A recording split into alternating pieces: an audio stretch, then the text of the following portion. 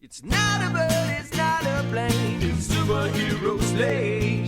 It's a weekly podcast where we talk about everything that's great. Like movies, TV, superheroes. It's Superhero Slate.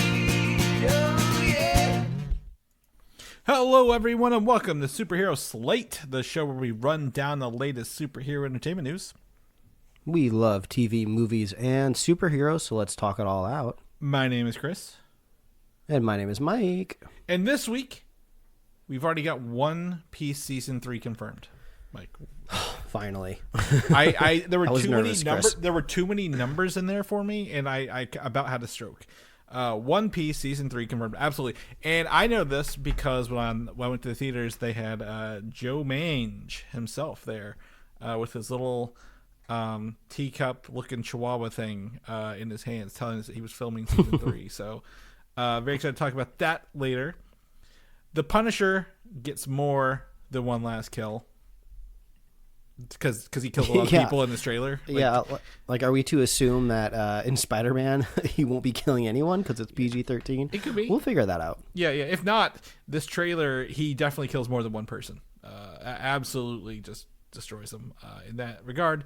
Mortal Kombat 2 brings the popcorn buckets and that classic theme song Mike was even singing before we started, and more. Yeah, we're here. It is an unusual weekend in Los Angeles where everybody is gone because it's the first weekend of Coachella, but it also rained. So it's like there's not as many people in the city and everyone's inside. Okay. So right. we were just out at brunch, and it was like a lovely, like little idyllic Sunday morning.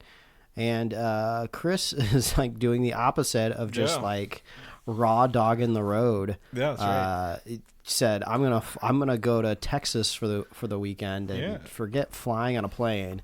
There are 4 tires on the asphalt and stopping at every Buc-ee's along the way. That's right. So let me tell you a story, Mike. And to do that, we gotta crack open a cold one because this journey started Tuesday immediately after work. My wife picked me up 5 o'clock on the money from my office, and we immediately started driving to Texas. And one of the cool things about driving to Texas is there's a time change.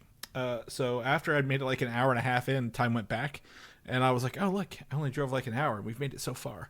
Or half an hour. We only made it so far. But we drove all the way to Memphis and stayed on the Arkansas side. So essentially tackled all of Kentucky and Tennessee in one night.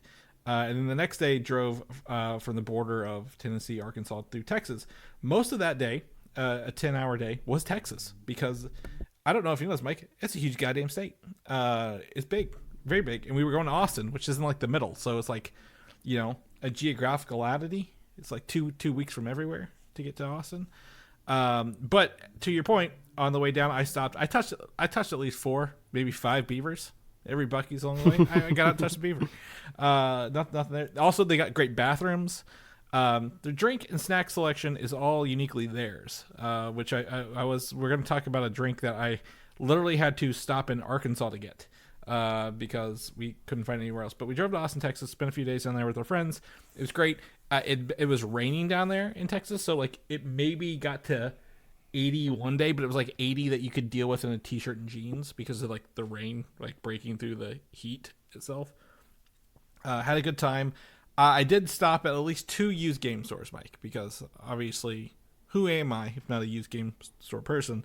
And I got the light gun for Xbox, the original Xbox, for Silent Scope. I don't know if you ever played Silent Scope games. Or familiar with those. I gotta Google this. Or yeah, so I felt original Xbox light gun. It's a big green Silent Scope. It is. Yeah. Oh, I'm seeing it. Wow. Yeah. So I didn't even know this existed. Yeah, it works on like 4 games. Starsky and Hutch, which is funny. Silent Scope Complete, which is I think 3 Silent Scope games. And it's also got a sensor, so if you put your eye up to the scope, it actually knows that you're scoping in, which is pretty neat. And I think the other game, House of the Dead 3, which is another shooting game for that.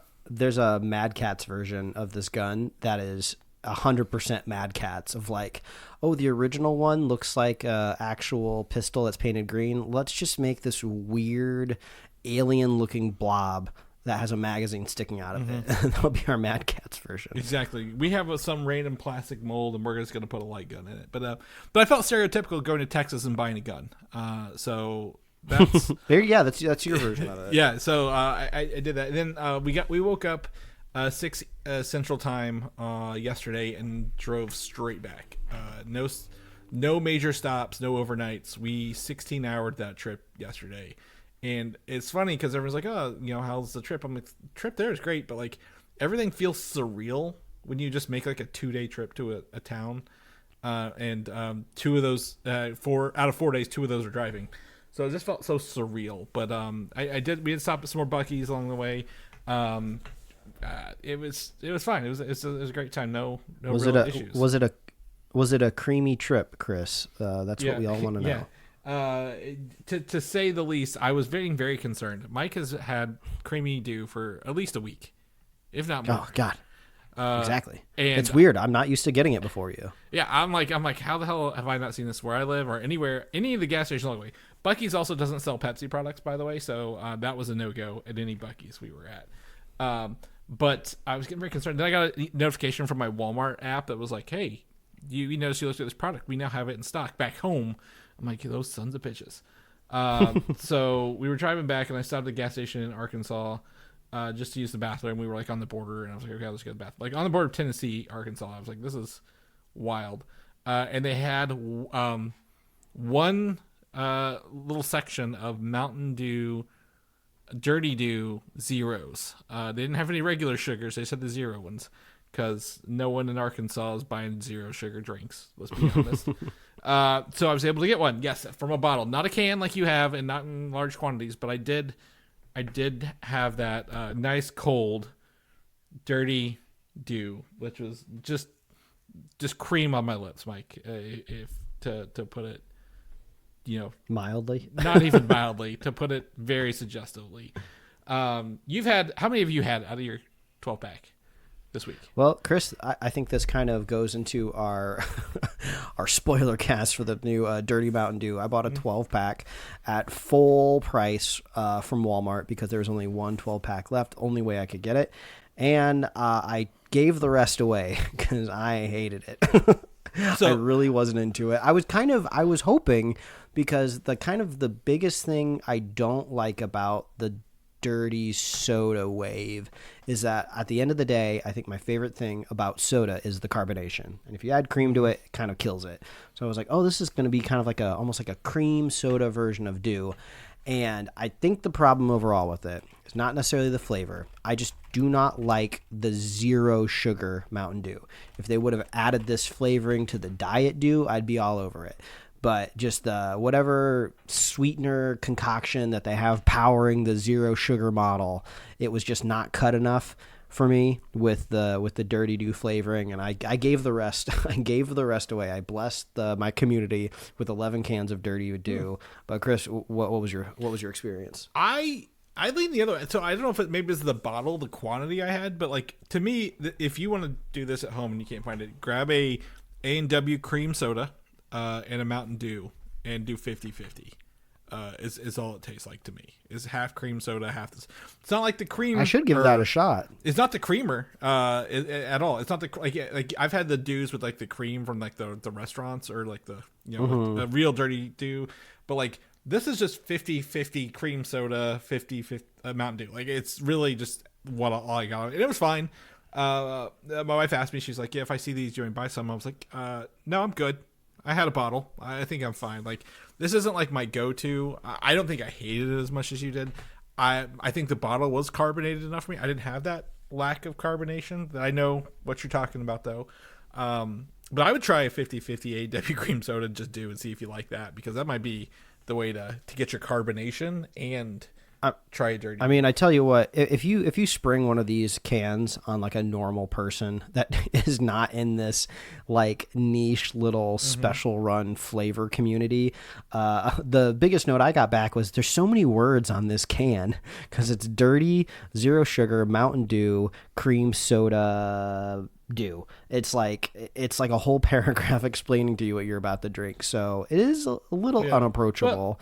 I think but no I one was knows, able to. I don't think the regular Dew drinkers know what a dirty soda is, so I think they have to explain it's not really dirty. It's just cream soda. I did have to clarify with a couple people that dirty did not mean hard. I was like, this is a non-alcoholic. I know it kind of seems like we got dirty drinks, we got hard drinks, you got dirty martinis, you got hard lemonades. It's confusing out there, Chris, because you shared with me.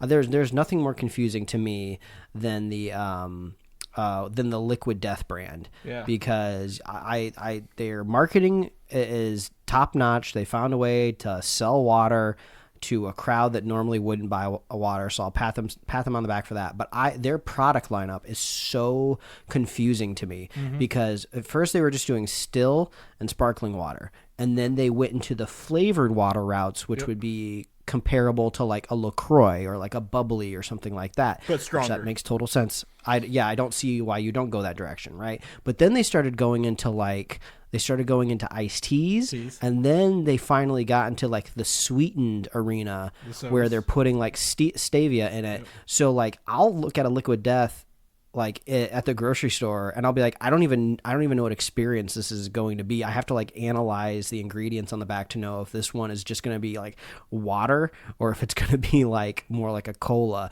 which is confusing because didn't they also have a cola flavored one that wasn't sweetened, or am I crazy? I think you're crazy. If they did, it was like a short-lived promotion then, because I know, I'll try them all, and the one I had Mike's referring to is called Mountain Don't instead of Mountain Dew, which is funny, play on words.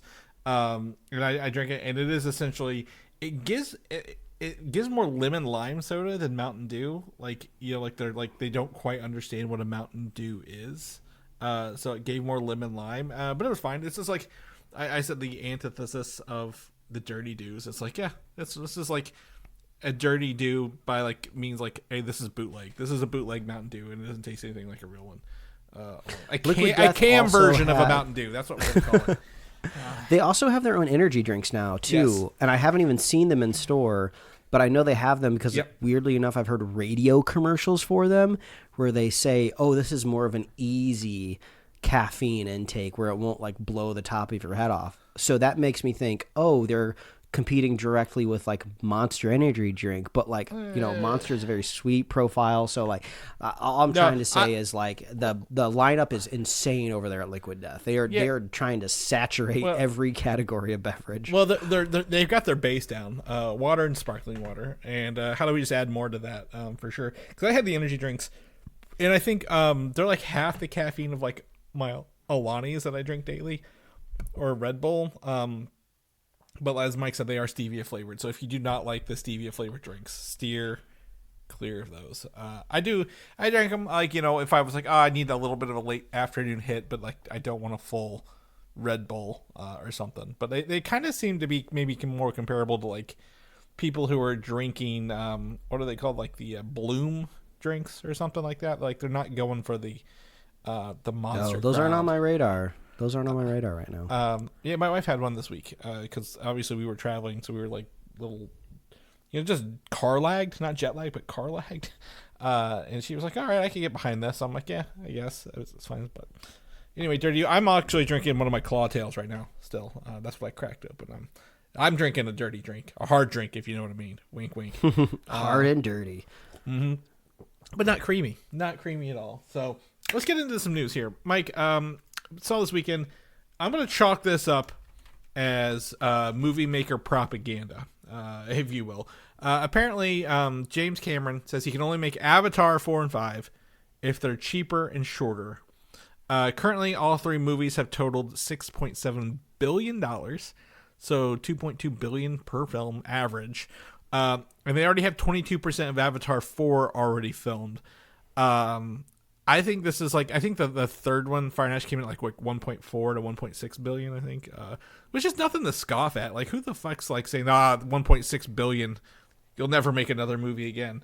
But like, I feel Avatar 4 and 5 are inevitable. Never bet against James Cameron, as we say on here. But if he's like, we got to make them cheaper and shorter, it sounds like maybe, I don't know if this is like a mandate from the new guy at Disney. who's like, you got to do this to make more money. I don't know. Any idea where this is coming from, Mike? Because this was kind of out of the blue for me. Yeah, I don't know. I know a lot of rumors are swirling around, especially on the theme park side of things, which if you're ever in the theme park news kind of algorithm, there's nothing more theoretical or rumor based out there, because these are like big, like earth moving shovels in the ground projects. So it's not like, there's some like soft like pre-production happening somewhere where somebody's like writing a script. Can't fake it. I'm sure that, yeah, exactly. So there's a lot of rumors swirling around of like, oh, will the Avatar expansion come to California Adventure? Are they going to swap it out for Zootopia instead? And I think these are just people drawing at straws. Also, like, it makes sense. I mean, right? Zootopia just made a ton of money. So if you have to make these theme park plans way in ahead of time, and then the future all of a sudden changes underneath your feet of like, oh, well, Zootopia is really successful, there actually might be more longevity here to a structure that gets built and lasts for maybe decades. I don't know. But all that being said, if the only way to get 2 more Avatar movies is to make them a little bit shorter, okay, I'm fine with it. I mean, we have 3 Avatar movies that basically net to like 6 Avatar movies if you divide them just by time and maybe like chapters and acts. Yeah. I don't think our complaints for Avatar will ever make them shorter either. But like, obviously, if they're shorter, they're going to be cheaper, right? Together, so like, there could be some. I feel like there's theoretical cost savings out there. I mean, James Cameron has already kind of said that he is kind of okay with the idea of AI as long as it's somehow ethical, which I think is going to be hard to prove even on the environmental side of things. But also, like, I feel like Weta and his VFX team have kind of like perfected their pipeline. Mm-hmm. I feel like they don't need to do any more innovation. They're amazingly beautiful. Yeah. Just keep using that same engine and crank out 2 more movies. And then if we are possibly seeing, a return to Earth, maybe I will naively say that maybe that could be cheaper, but I think we can all assume that the Earth that they visit would be entirely CG as well. Yeah, especially if it's like a dying Earth, like it's not like current Earth or whatever. Like I want to see what it looks like bad. Is it Yeah. really dying, or is it going to be like one of those things where like, oh, Earth looks beautiful and it just proves that like humans are just greedy and they'll go after stuff even when they don't need to. I'm really curious. To me, it's like like Dread, the city from Dread, where it's just all like urban landscapes or whatever. Maybe it is dying and decaying, but somehow, some way, some sort of like Na'vi foliage like makes it to Earth, and there's like a new like the Awa tree of life. Or it's like a god Awa thing. Yeah, like a god thing could become that. I want to see where again. I think he's also said like the Avatar 2 and 3 were written by the same team. 4 and 5 are done by a different team, and they're like drastically different. And that would be good. I don't want to see the whale hunting again. I think that's been done. Yes, twice. We're good with the whale, Cameron. We are good with the whales. Yeah, we love them. We understand not to kill them. Yes. But like, yeah, I agree. They got to change a little bit. I'm not done with these characters. I don't think anybody else should be either. I do want to see 4 and 5. I would like them to do 4 and 5. Maybe release these within a year of each other rather than like a 2 or 3 year break, if that makes sense. Like, hey, we've got a 4 and 5. They're a combo story, and we're going to tell them like very quickly, because I think 2 and 3 might have benefited from 2 ending in like, we have 3 done. We know it's coming.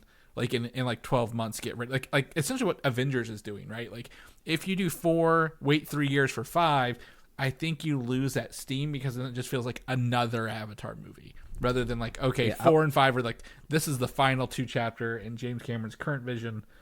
Let's get them done and get them out there along the way. Yeah, I want to see him drag out every biome of Na'vi. I want to I guess the fire Na'vi didn't exactly end up being like fire Na'vi. They were just kind of like almost like an outsider cult that praised a volcano. They're orcs. It would be kind of cool, essentially. Yeah, maybe if there was like an underground Na'vi, they have like big gigantic eyes and they live under the ground or something like that. Snow Na'vi. Let's see some snow Na'vi. Yeah. Oh my God. Yeah. There's got to be another side of the planet that's got to be covered in snow. I want to see all of the biomes come together, not unlike Avatar Yeah. with the different nations. You know what? And that's a great segue because we're going to talk about some Avatar with some different nations coming up here. And you sent me this on Threads, even though I've seen it.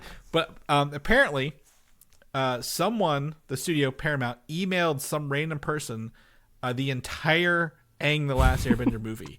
And the dude's like, I got it. I'm putting some of it online. So I feel that without legal interjection quickly, this entire movie may just end up online, like in the next week. Yeah, and we could be watching it. The absolute disrespect of just attaching this movie to an email and sending it out. It is kind of the unintended consequence of a 2D animated film is if you've never like paid attention to file sizes of a movie before, like if you've added it to your local queue, like on Netflix or something, animated stuff always have like much lower file sizes because, you know, you're not trying to compress like real, like human facial tones and like all these backgrounds because they're all animated. So yeah, theoretically it makes it a little easier to attach. That could be a problem there.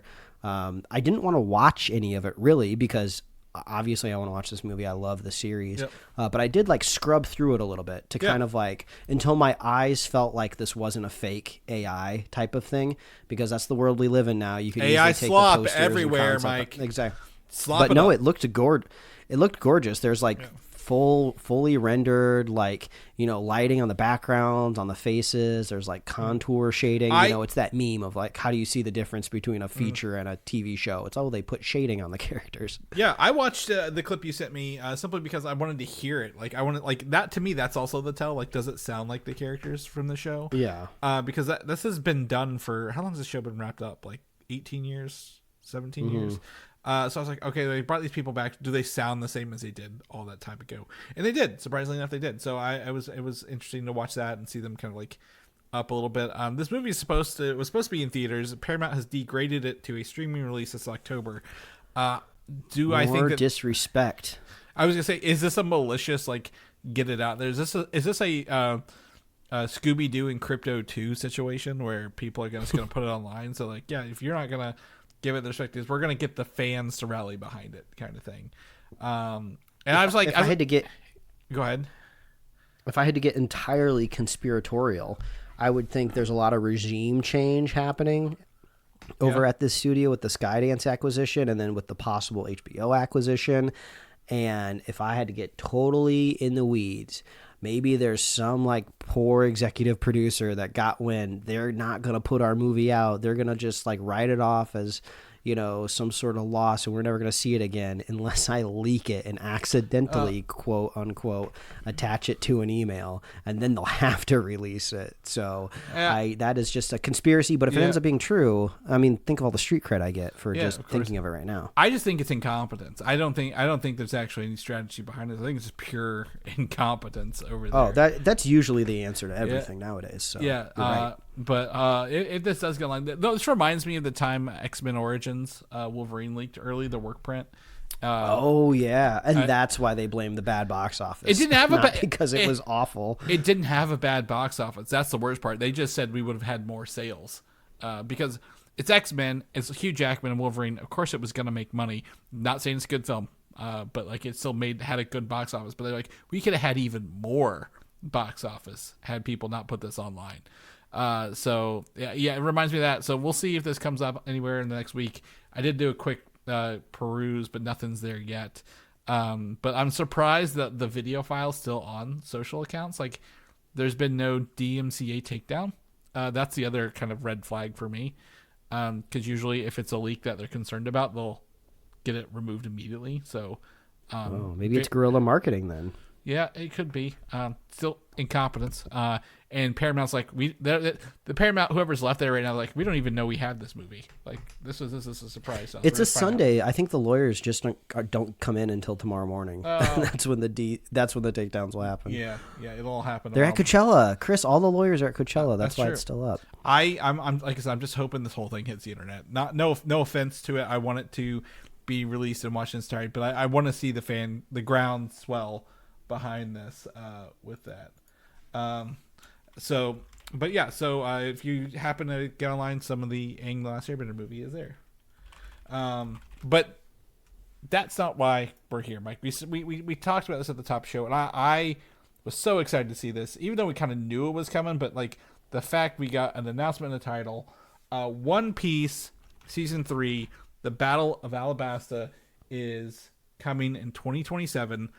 And I believe in this, I'm going to paraphrase what you said, but you said, "Suck it, Harry Potter," because you don't have yearly releases. And One Piece is getting yearly releases for their show. Yeah, I mean, this is the added benefit of not having to go for that magical realism. We were just doing like the most cartoonish, silly things in the One Piece world, live action wise, and it seems like they are going to be at least on a 1.5-year cadence. So it seems like in the next calendar year we'll get another season of One Piece, but it's getting shifted. I would guess if we're getting it 2027, I think it's probably going to be later in the year, not calendar. March. I don't think it's going to be March next year. And like Harry Potter is just like, no, we can't do it. If it does, I would be surprised simply because like this whole season's kind of more set in the nation of Alabasta rather than like they're not sailing to multiple islands. So if they're like, oh, we only have one set we have to worry about rather than build different islands. That could be a benefit. I mean, I was watching we were watching The Pit on Thursday, and the last episode of the season is this coming week. And I think it's 14 episodes, and it's just been they've gotten 14 weeks out of this show, and then they'll probably go on break, then back into production. I'll get like 14 more weeks of this show next year.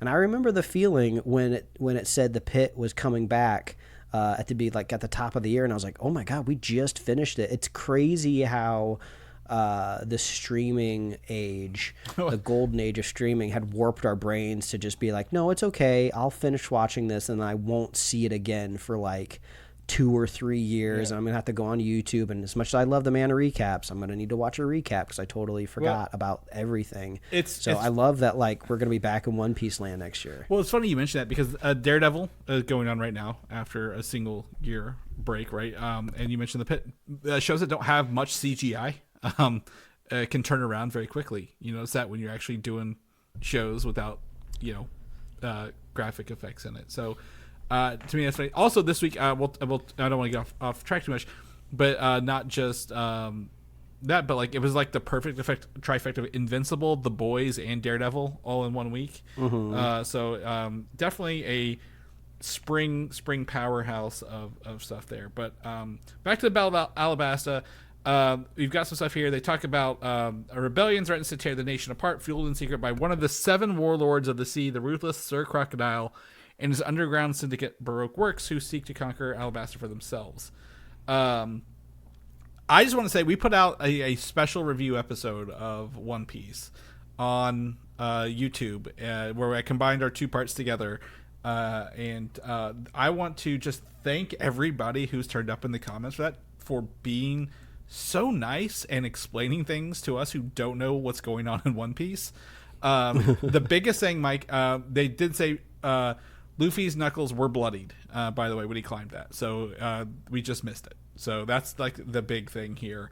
Another thing is for the seawater, the body has to be mostly covered in seawater. It doesn't affect by rain or snow or anything that has normal water. There seems to be like a bit of a gradient explanation of like they can go into the water, but the farther they get into it, it weakens them. I mean, this is kind of the thing I love and hate about anime, depending on how it's presented, is the rules that are built into the world, because most of the time they're really, really fun. I feel like those out there in the world that write manga love thinking about plotting and rules and setup. Like you just told me there's 7 sea warlords, and that is so up the alley, I feel like, for manga and anime, of just like, oh, there's 7, so now the audience knows that probably as we progress through these 7, they get stronger, they get crazier, and then once you finally get to the last one, you think it's going to be the end, and then, oh, the show's still running or the manga's still running, let's invent like a new group of crazy people that are even stronger than the strongest in the 7. So I love that about anime. There's always something upping the ante in these shows.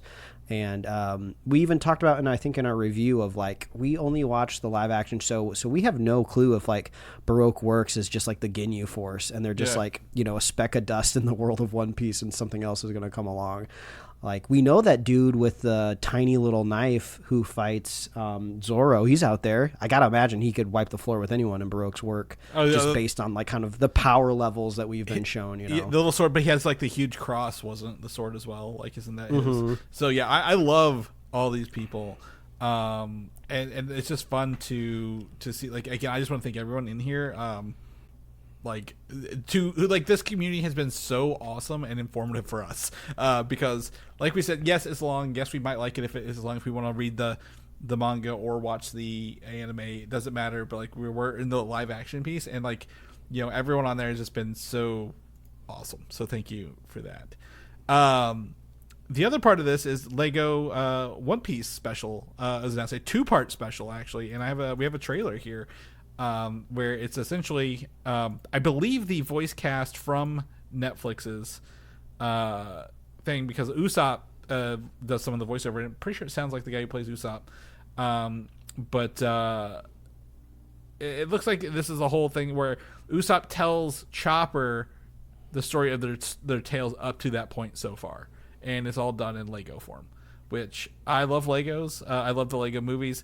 I love the humor. I love the style. I think this is going to couple with the not really outlandishness, but the like larger than lifeness of One Piece. Hey, if you're getting adapted into Lego, you've kind of made it here, at least in the West. They're not making Lego adaptations lightly. Yeah. I mean, you're getting kind of the Star Wars treatment here, because that's what they're doing over on Disney Plus. I loved the visuals in this trailer so much that I wish they were a video game. Like, I've been very pirate pilled, as listeners of the show know, between watching Black Sails and One Piece, and like, there's not a lot of pirate video games out there. I did some research. There's like one really popular one, I think it's called Sea of Thieves. Yes. Right now, but it seems to be kind of like a multiplayer like type of thing. Like, I was kind of hoping for something like very like narrative with like a story. Assassin's Creed Black Flag. Yeah, try Black Flag. There's an Assassin's Creed one, which I don't know, maybe that's worth checking out. I've never played any of the Assassin's Creed games, so I would just be going in like just straight out of nowhere, trying to figure it out. And if it's pirate based, like, I guess as long as I get to do cool pirate stuff, that would be cool. So I don't know. I'm sure there'll be a sale somewhere on PlayStation Marketplace, and I'll pick something up pirate related. But yeah, send me your pirate related games, any console, any generation. Well, I'm going to tell you what I didn't tell you is at the first video game store I went to where I didn't buy the gun, I bought 2 games. One was a Dragon Ball Raging Blast. It was a 360 game I played as when I had a 360. They also had the CD version of Muppet Treasure Island for Windows 98. Whoa. Like, all 3 discs and the manual and the case, and they sold it to me for $2. So wait, and this was what format? PC, Windows 98 PC game. That's crazy. And I was able to pick up this game. So if you want pirate themed games, by God, Muppet Treasure Island for Windows 98 is where you need to be at with that one. But yeah. Also, if you, Lego Pirates of the Caribbean, Mike, they actually already have a base to build off of if they wanted to for that. Oh. So they could easily reutilize some of that stuff. But I agree. Lego Batman's coming out, I think, in May. The ultimate whatever, like, it's got all the movies in it. So One Piece would be really cool. But anyway, season 3 coming out next year. Very excited. Love this. Can't wait to see more. Alien Earth, a show I hadn't thought about since it ended. And we knew it was getting season 2. Peter Dinklage has joined the cast in a recurring role for the upcoming season, which to me adds a little bit of prestige to it. I don't know about you. Yes, a little bit of legitimacy. I feel like I haven't heard enough about this show since it ended, Chris, like you just said. So that always makes me a little nervous, because I feel like there's enough here to tell like a full story over a couple of seasons, and I was like, oh, don't cancel it even after the second season. I need this to have the juice. I want it to stick around. I want to follow it. Yeah. So Peter Dinklage, yeah, I feel like they're going to get some mileage then. I think with Alien Earth, if they can, they could tie it into Predator, like the Predator Badlands that came out last year, because it was a Weyland Yutani ship who was looking for alien life forms. I'm like, this is kind of exactly what it is. Like, tie this together somehow. If they can bring some of that, they don't have to bring the Predator in, but Predator stuff into Alien Earth, I'd like to see that as well. But Peter Dinklage joining the cast with Timmy Olyphant, already doing a great job in there. So let's see how that plays out. Mike, I put this in here for you because I need you to be jazzed. Metal Gear Solid movie is in development. From Adam B. Stein and Zach Lipovsky, I think that's how you pronounce it. They did the Final Destination Bloodlines movie that came out last year that a lot of people enjoyed. I don't know. This is where I've looked up. I've done my wiki search on Metal Gear Solid timelines. Is this a big boss? Is this a Solid Snake? Liquid Snake? Who are we? Where's this movie gonna be, Mike? I don't know. They're all clones. They all age up. The Metal Gears are big robots. Who knows? But this sounds like a fun time. What do you think? Yeah, I just finished playing Metal Gear Solid Delta, that remake of Snake Eater, and when I started playing it, I mentioned on the show just how I forgot just how ridiculous campy this universe is. So this could be a good thing. I mean, I watched Final Destination Bloodlines. There's nothing campier than the way that they kill people in these movies, like the Rube Goldberg, like crazy scenarios that they put them in. So, I mean, if these filmmakers are feeling, like they want to really leverage a worldwide, nerdy IP, I'm excited to see what they can do. I remember I think this was originally under development from Jordan Voight Roberts, who was the director of Kong Skull Island. And I think he was also supposed to do a Gundam movie, and I don't think any of those are under his umbrella anymore. So I wonder who's doing the world is Gundam ever movie. changing. Yeah, I wonder who's doing the Gundam movie, because that's still moving. Yeah, there was I think I sent it in the group chat earlier this week, of a quote from Zach Krieger, the director of Weapons, who's doing this new Resident Evil movie. And it's funny, there was like a poll quote of just like, he hasn't watched any of the Resident Evil movies. And I was like, yeah, I think that's a good thing. Nobody's mad. I'm sure he's played the games. So he's just kind of taking the world from his own point of view. And I think the story is roughly somebody trying to deliver something to Raccoon City. And it's supposed to kind of have like Fury Road vibes to it. So I don't know if something like that is possible with Metal Gear Solid, because Metal Gear Solid very much revolves around like Solid Snake and his character, and he's like a soldier. But I would love maybe a more I'm sorry to insult the storytelling of Hideo Kojima, but the Metal Gear world is insane. And it is, you can watch a 90-minute explainer video on YouTube, and you can probably find a dozen of them that long, and you will still go, what are the Patriots? Like, what is this secret fund from like the Cold War? And it's off the wall. Yeah, it's I don't care, Mike. I want Psycho Mantis to look at my phone and tell me what apps I have on my phone as we're playing with it. That would be cool. And then where Chris, Psycho Mantis in a 4DX theater, and when he looks at like the left side of the room, the chairs shake, and he looks at the right side, the chairs shake. Like, I know that's like super silly and it'll never happen, but that would be kind of sick. Oh yeah. How are we gonna unplug our controller ports from port 1 and put it in port 2 without actually playing with controller? But there's so much they could do with Metal Gear. Like, again, I think it might be more like, was it 3 or is it the Phantom Pain is more like a military kind of shooter game a little bit, where they could take it more of like, this is like a war, and like they're just trying to get the Metal Gear, because like some stuff like, what is it, like liquid revolver, liquid ocelot, like the arm gets transplanted onto another dude, like that personality from the arm takes over the guy. I'm like, there's so much weird shit in Metal Gear, but this is fine. This is cool. I'm down with this. Let's have some fun with this along the way. And I think the directors are great. To me, one of the things about those directors, Mike, you may not know this, they did some of the Fraggle Rock for Disney, Disney, on Apple. So I'm like, okay, they've got sensibilities on both sides of the aisle, so that's really fun for me. But we'll keep you guys posted as we hear more about these games. But speaking of game adaptations to movies, Mortal Kombat is coming out April. I bought my tickets because we had a trailer, released a final trailer saying tickets are on sale. This trailer is cut for the on the fencers, I think, Mike, because there are three things here. There are shots that show you classic levels from the video games, right? There's like this one where it's called the Deadpool, where it's that underground like sewer with like the acid pools around it. There's a couple shots on that. I think there's like the one where it's like, oh, you're on the bridge, you get knocked off the bridge on the spikes. Ed Boon makes a cameo. The creator of Mortal Kombat himself is in here, and the return of the original Mortal Kombat theme song from the movie in the 90s. This had me so jazzed. It sounds like I had you jazzed too, but like I was loving how this is an actual tournament. There are tons of fights, and there are so many goddamn characters from Mortal Kombat going on with this. Yeah, what was that Beatles movie that the fans were trying to sue because Anna de Armas like didn't end up being in it? Oh yeah.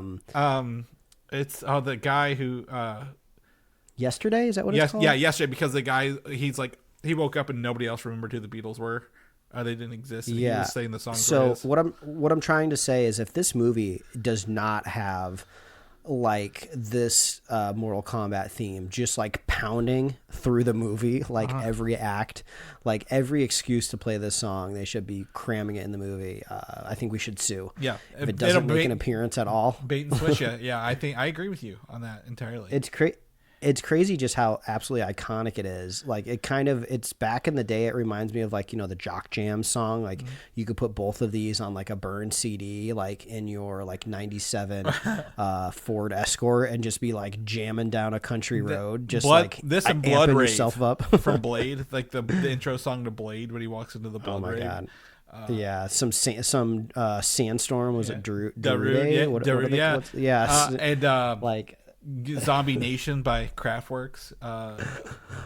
Yeah, it's electro. Yeah, like it's of the 90s electro club music. Yeah, it's crazy like how watching this trailer all of a sudden like activated me. All of the other trailers, I was just like, oh, obviously we love Carl Urban, but like I feel like I don't need to be attached to this movie in any way. But man, that theme, it goes hard. Yes, and on top of that, with this trailer, they went full ham on the popcorn bucket releases.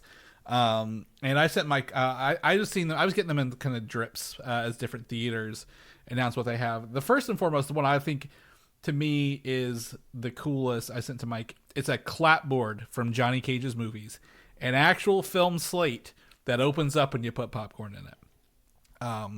That's all we've been. How long have we talked about having our own superhero slate popcorn bucket? And they just go ahead and make one. We have the sample now. Now we just got to turn it into a 3D print, and we can eat popcorn out of our logo. Yeah, I'll do it. By God, don't tempt me. I will do it somehow, because it's just a rectangle box with a lid on a hinge. It'll be awesome. The other one I was really impressed by is the Test Your Might arcade, a little arcade cabinet that you open up and put popcorn in, which obviously is someone who's an arcade gamer. Love that design. Love the feel of that. When Shao Kahn's helmet goes on a popcorn bucket, the big metal helmet you open up, get popcorn out of his head. They've got drink toppers, they got light up cups. Like they're going ham on this merch for this, and I haven't seen a merch blitz like this in a hot minute for theater stuff. Do you have any of any of these reach out to you on your level? Because like I know the song activated you, but any of the merch get there for you? The merch, not so much. Okay. The Shao Kahn helmet is basically kind of like the category of popcorn helmet we've stated, where it's just like you're opening up someone's head and eating popcorn out of it. And then it's kind of got that really overly like CGI'd like weather texturing that I'm sure we'll see in the movie. So I was like, I don't really know if any Mortal Kombat fans are going to be like really trying to get this one. I was also surprised because I totally forgot anything that happened in the first movie, but I think Scorpion is played by the actor that's in the FX show Shogun. Yeah, he is. So now I have like an extra connection to this movie of like, oh, I like Shogun. Also, I watched that recently. He is in the Wolverine movie as one of the samurai Logan fights. I need to go back and watch that. Yeah. with that. So yeah, I went back and looked at the popcorn buckets. Oh, the arcade collectible containers on its side. I no longer care about this. The Slate I'm fucking getting though. That's a Cinemark. I know where that is. But anyway, I like Mortal Kombat. This is for me. Again, I just love the game. I love playing it. This is right up my alley. And the main focus seems to be Carl Urban when he's not dropping the C word like he does in The Boys every other sentence. So love that. Marvel Zombies Season 2 is officially in the works of Marvel Animation. News I didn't expect to get this week or anytime soon, to be completely honest. But Brad Winderbaum has confirmed he's seen the first episode scenes. I think some dailies he got from the first episode. So they're already animating this. They've got scripts. It's in production. This is fun. I'm glad that the first one kind of ended on a cliffhanger, kind of unknown. I'm excited to see what they can do with Season 2. Will this get like a multi-season order? I doubt it. But I'm glad they're not just leaving us on a cliffhanger from the first season. Yeah, it was interesting. I kind of figured that Marvel animated art style was maybe being put out to pasture because I don't think we have anything else announced. In that style? Wait. No. Because Eyes of Wakanda, we're not getting another one of that. As of right now, no Eyes of Wakanda. The only other your friendly neighborhood Spider-Man is getting more, but that's a different art style. Yeah, that's right. Different style. Okay. Yeah, Marvel Zombies is still the continuation of like the What If kind of designs they had going on there. I'm interested to see what voice actors they're able to get, or what voice acting they're able to get back from the main crew. Yeah, I didn't expect this. And honestly, I think the other thing is like this will probably come out, I'm gonna guess, before Secret Wars, because not that Marvel Zombies is a quote unquote multiverse show, but it is a multiverse in Marvel, right? And it feels like they're trying to wrap that up with Secret Wars. Mm-hmm. So I figured they might try to get this out before Secret Wars, maybe Halloween of next year. But like at the same time, if this went on past Secret Wars, I don't think anyone's going to bat an eye and think, oh, multiverse at Marvel Zombies. It is essentially just a zombie show with Marvel MCU characters. So very excited for that. It's a fun little surprise in there. We also got our first trailer for The Punisher, One Last Kill, as we talked about at the top of the show. A special presentation is dropping May 12th. Frank seems to be going through it, man. He's got some flashbacks. Is that like a counselor or therapist from the first series on Netflix is back, but he's also not back. Like he's fading in and out of scenes, it looks like. So how much of this is in Frank's head? We get to see, is he's lit on fire, or maybe he's in a dream where he's lit on fire. I couldn't tell if that was real or not. We get to see him in the Punisher outfit, the skull icon doing what he does best, fighting people with guns on a rooftop. I don't know what to make of this. Like, this is very is it in his head or not? I don't know. That's what I'm trying to get at here. Is this, how much of this is going to be real? I mean, obviously it looks awesome. I mean, there's some really cinematic shots in here where you can kind of tell this is kind of halfway in between like a feature and maybe like a season finale of like a Punisher TV show. So there's a lot of screaming. He does a lot of gruff yelling, which you can see featured in the thumbnail for our podcast this week. I do kind of wonder overall, which maybe we'll get some more story points in another trailer of like what is the point? All respect paid to the team who made this, but what is the point of this? Like, is this are we trying to bridge a practical gap here before we see him in Spider-Man?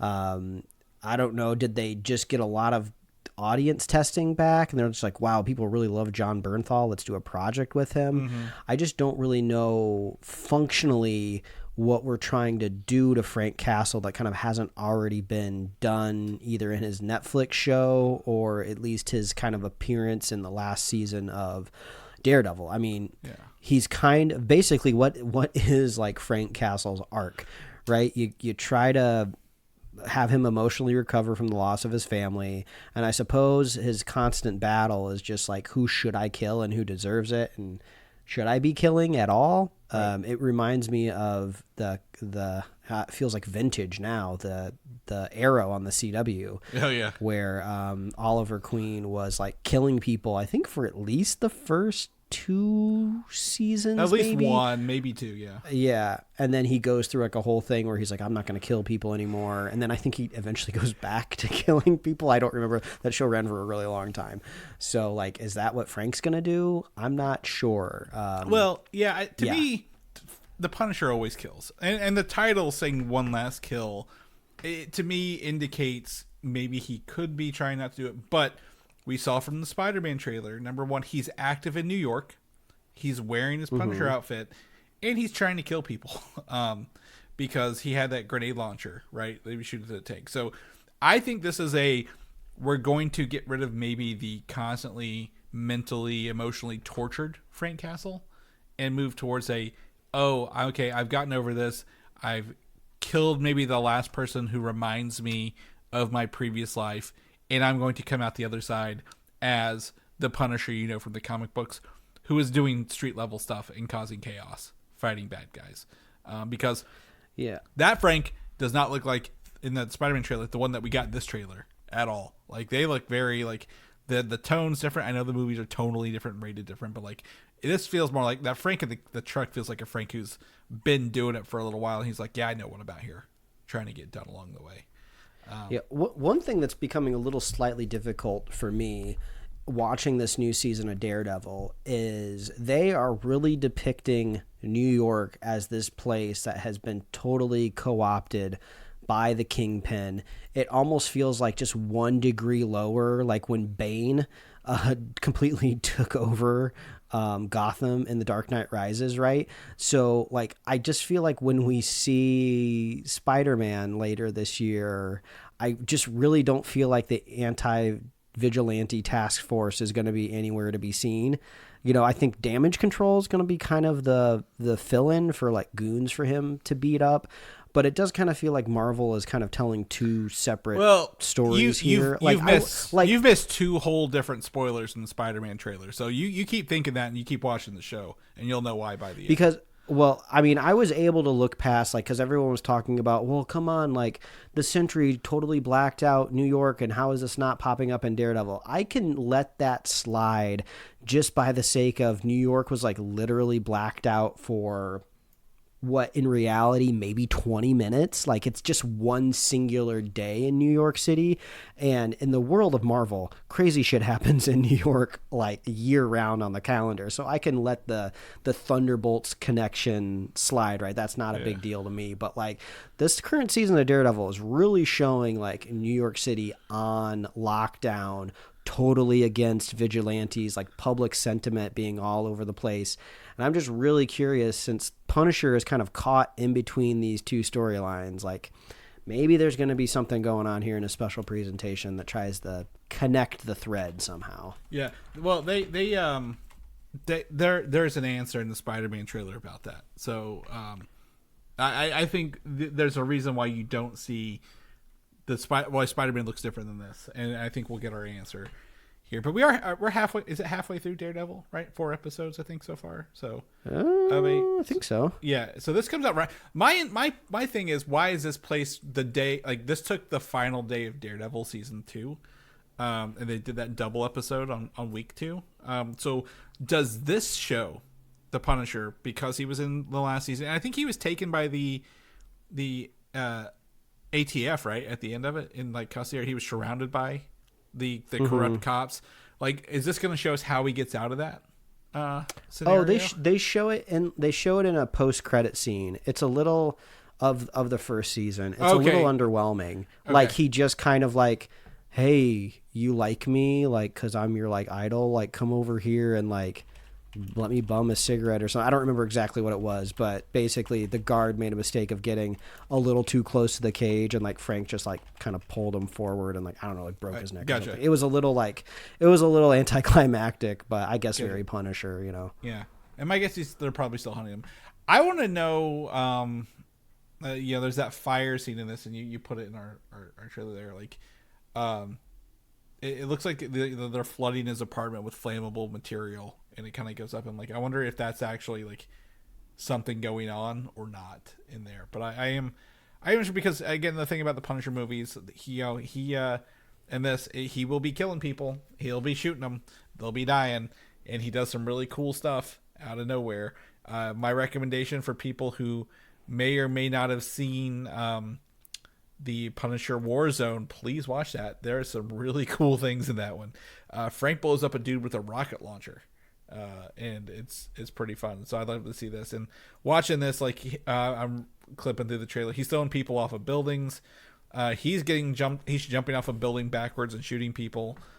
This seems to be like a good time. So I'm excited to see, the Punisher, Marvel's, the MCU Punisher tee up for us in full effect and launch us into a brand new day, which might get a new trailer this week. CinemaCon's going on. We'll talk about CinemaCon.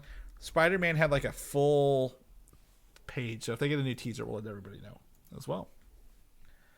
Deadpool 4, Mike, there's a rumor going out there that it will be the first movie that kicks off post-Secret Wars storytelling for Marvel in May 2028.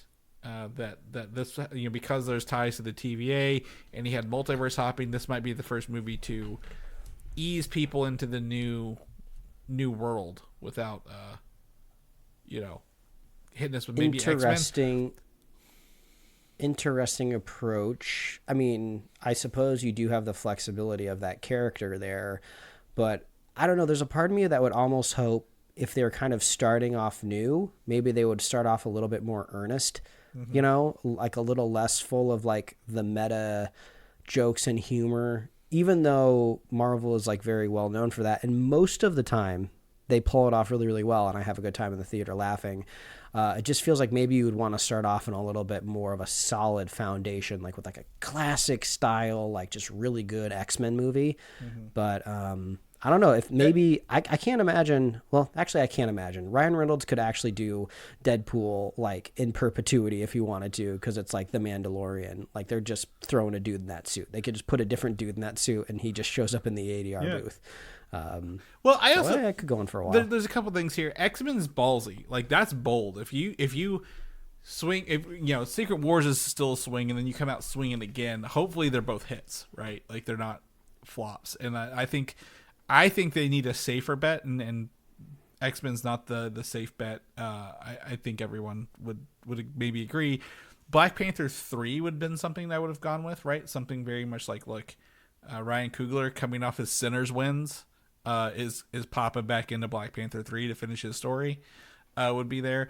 Deadpool, the only reason I can see it working is if you want to set that board up straight, Deadpool can literally do like instead of having a scrolling text at the beginning of whatever movie it is, he's literally just telling you, he's like, oh, I need to go check out, I need to find Captain America. Oh, Steve Rogers, like, no, who's Steve Rogers? We don't have that anymore. Like, he's the guy who can do the jokes to reference things that he would remember, but like don't really exist in this universe, and be able to tell us very quickly that's true, that's false, that's new, that's different along the way, and still be like, yeah, this is Deadpool. He's known for doing that shtick along the way.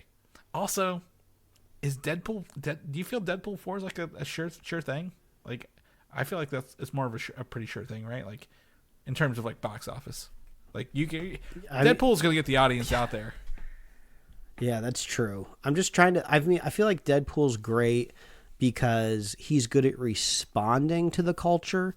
So I feel like would it be responding to these last two, movies, right? Because it very heavily relied on the infrastructure of the TVA to be around. So is it going to be hooking into something else? I don't know. A lot of questions moving forward with this universe in general. Yeah, honestly, we're not going to get those answers probably until Secret Wars either. But I am interested to know what's your first step afterwards. I think after Endgame was done, the first one we had was Far From Home, right? They went right into Spider-Man, which was, Spider-Man's a safe bet. It's good, but they kind of just they gloss over the blip so fast. I was like, this is disappointing. So hopefully, like you said, when they start off fresh, they're able to land and give us something good for that. Moving on, Avengers Doomsday. We just talked about Secret Wars, but let's go back to Doomsday. There's a rumor that a trailer could be released for CinemaCon, which I think their booth is the 16th. So this Thursday, I believe. Which is cool. Could be for attendees only. Maybe not publicly released. We might get a leak. I think we need one. I think we need a trailer. And I'm going to tell you, there's two things right now. Number one, I've heard, I've seen data showing Avengers Doomsday is absolutely popping off outside of our realm, like in the realm of like normal people. Like everyone's like, oh my God, Avengers. We're so excited for this movie later in the year. Great. Number two, Spider-Man. I think Spider-Man overtook Supergirl for the most anticipated movie last week as well. So I think we need a trailer, and also tying to our next bullet point here in a little bit, Mike. But I think we need a trailer ASAP for Doomsday. What do you think? A full trailer? Oh, absolutely. It needs some meat to it. I mean, there's rumors floating around I've seen where they don't believe Doomsday is even unmasked, or Doctor Doom is not even unmasked in his own movie. So, like, what's the point of it being Robert Downey Jr. if you don't see his face? And, you know, if you were saving it as a reveal, why would you have announced it publicly? So, like, Chris, like you said, the rumors are running wild. There's also a small little bit of Disney Plus MCU news where there was, I know it's an insider report, so they'll say whatever they want to say, but She-Hulk was like one of the most successful Marvel shows that they ever made, and they would love to make more if they could. And if you just read the loudest people on the internet about that show, you would have guessed that it was a complete abject failure. Because the loudest, smallest, that happened with the voices, Acolyte. The same thing happened with the Acolyte. Yeah, but I think the problem with the Acolyte was it was so expensive. Right. So well, but everyone's like they canceled it because it was too woke, or everybody hated it. Well, it's not true. It was the most watched Star Wars show. She-Hulk's probably just as expensive. Like no doubt about that either. But either way, like it's like data is telling us different stories than. Yeah, so I think it's just, as it's always been, it's really hard to tell like what's going on inside that black box of Marvel, and I think maybe that's a good thing, right? Yeah.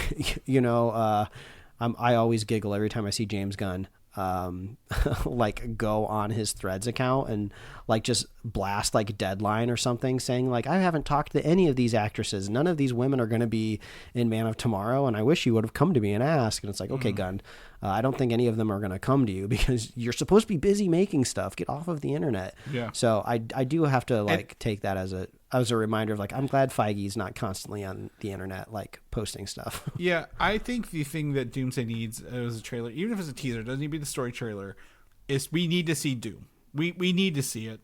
We don't need to see Robert Downey Jr. We need to see a live action Doom in motion, not just the concept art, not just the posters, not just the merch. We need to see him and how like menacing and imposing he can be. People need to know that because, you know, the average viewer may know or heard of Doctor Doom. They may remember the run from the mid 2000s movies. Hopefully they don't remember the melted trash bag looking version from the 2010s. Yeah. But like they need to do this because like they've already teased who the actor is. They need to show actually what he looks like, and it could be a 30 seconds. It doesn't need to be long. Maybe a minute. I just want to see, people need to see it. I think that would really take the hype level through the roof. I mean, we've gotten the full Dune Chapter 3 trailer. Yeah. Where's our Doomsday trailer? And that's what I'm going to talk about. So the other thing this week, I mean, we might be getting Doomsday a couple weeks before Dune. Yeah. So shouldn't we have the trailer by now? Well, we've talked about that, and we should have some. Well, normally I would think they have May, but they have nothing coming out this May, and they shouldn't wait till Spider-Man comes out. That's another whole story. But Dune Part 3 had a trailer a couple weeks ago, and they've also already put the IMAX 70mm tickets on sale. They sold out immediately, almost. So Dune is already selling tickets for a December movie and selling out immediately. So we do have Doomsday coming. To me, Dune is doing the smart thing, doing a strategic sale to beat Doomsday to seats. So Dune has exclusive IMAX timing in the 18th when they both come out. So they can sell IMAX tickets for sure because they know they have that locked down. and they can say it's trending ahead of Doomsday because of that. So from a marketing point of view, Mike, from a strict standpoint of like, hey, what are we going to do? How are we going to get people hyped? Dune is beating Doomsday by a long shot. They actually have dollars to show for it at this point. Doomsday does not, and while it may not need it, I think it needs to, if it's going to maintain its release date and not pull back earlier, which it could and probably should.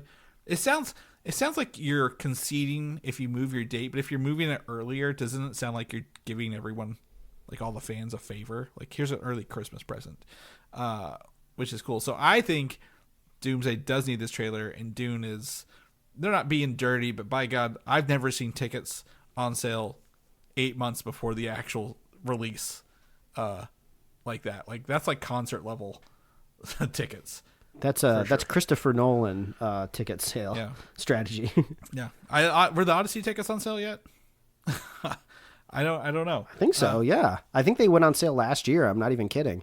I think it was a limited run, but yeah. Well, either way. Yeah. So I think we need this. No shade to Dune. I don't know what part 3 is going to do. I read that book. It's like the most boring book, but it's got Robert Pattinson.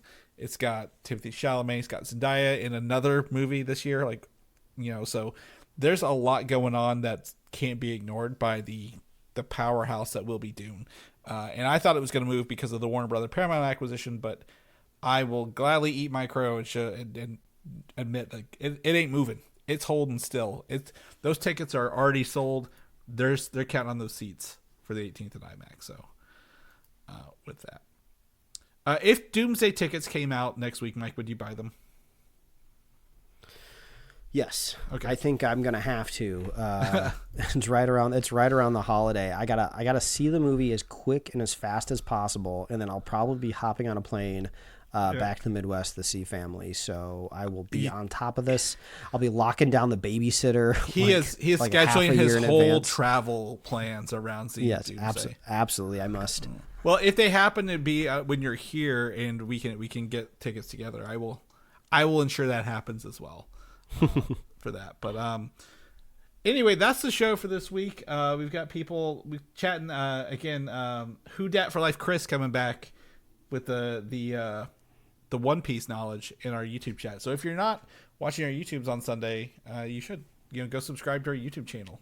That's really fun, and we'll chat with you as much as we can. And we have a lot of people who want to come in here and help with the stuff we're talking about, especially One Piece, because I wouldn't say we're idiots, but we're naive. Yeah, I think by definition we are naive when it comes to the One Piece world. Ignorant, even. I would call myself ignorant because I just don't know. Sometimes I'll be in bed at night and trying to fall asleep, and I think of like the One Piece map of the planet, and I'm just like, how does this planet exist? It would be cool to visit it. It's crazy how there's just one giant mountain that goes in reverse, and then they decide, let's just call it Reverse Mountain. Yeah. I'm sure it has a cooler name in like the Japanese translation, or at least maybe it has a little bit more gravitas to the way it sounds. But let's see here. I am pulling up. I'm pulling up a One Piece map, Mike, to show you the world. Because I assume there's something going on with the. Like, it's not like it's a globe of some line, right? So like I'm gonna give you the map that I just saw on Reddit. Yeah, I've seen a couple of them before. It's like I imagine if Artemis went to the moon and then slipped into a wormhole and then showed up outside of this One Piece planet. Yeah, I guess it's weird. There's this one where it almost looks like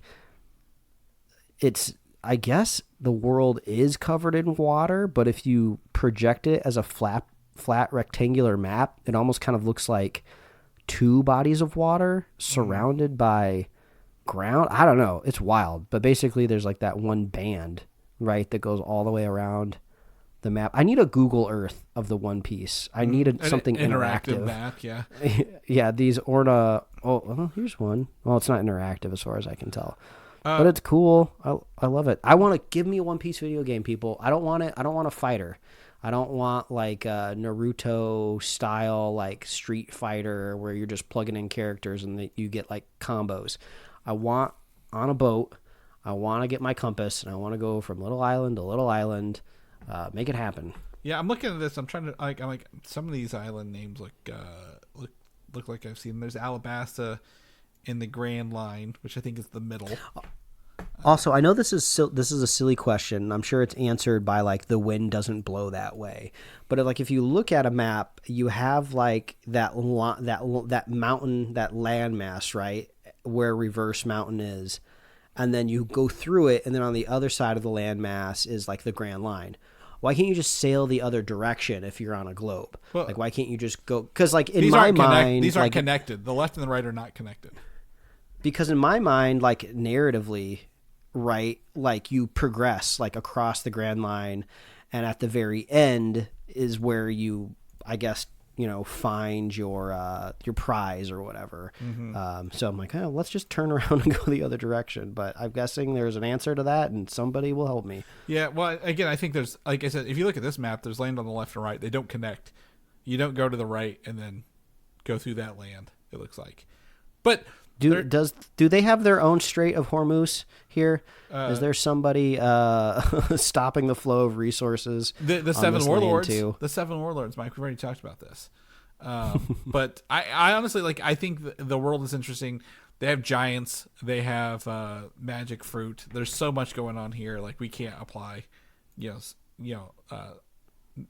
straight logic to it. But boy, there's a lot going on here. I'm very excited to get into some of these other. Chris, places. I just found a map that I think answered my question. I'm looking at it here. So theoretically, I guess you could go the opposite direction, but you couldn't finish your thing by boat. You would have to get out on land, and you'd have to cross over land to get to the other side. But see, this is what I didn't realize. Okay, if you're looking at the map, on the right side, or I guess the east side, you have the Grand Line of Reverse Mountain. On the other side of Reverse Mountain, it's called the Sekia? Sekai. I don't know how to pronounce that. So I guess there's less interesting stuff happening to the west of Reverse Mountain, and all the fun stuff is happening in the Grand Line. Well, you're missing out here because if you look at the map here, there's a whole cake island. Ooh, cake. Yeah, and if you look around at the one I sent you, there's like jelly, liquor, milk, ice, potato, nuts, jam, flavor, biscuits. I like this. All right. Well, anyway, this is it. We're gonna get back into One Piece again. We're not a One Piece show, even though we could be. Pay us enough, we'll do it. But Mike, if people don't know what you're up to, what you're doing, what ship you're sailing on, where can they find you at?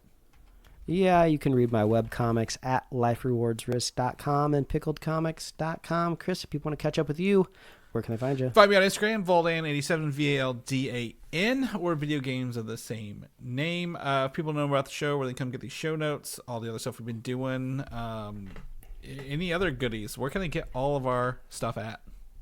Yes, after you traverse Reverse Mountain and then splash down, avoid the whale, and then you will find us at superheroslate.com.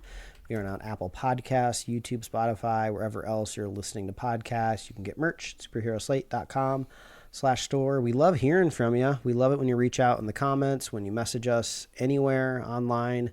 I believe our email address is and has always been superheroslate@gmail.com. We're casual like that. We got the Gmail email address, so reach out to us. We love hearing from you, and we love our super fans. If you want to be a super fan of Superhero Slate, all you have to do is share the show with a friend, share the show with a buddy, and we will be here every week, folks. That's right. We'll see you guys next week. Bye.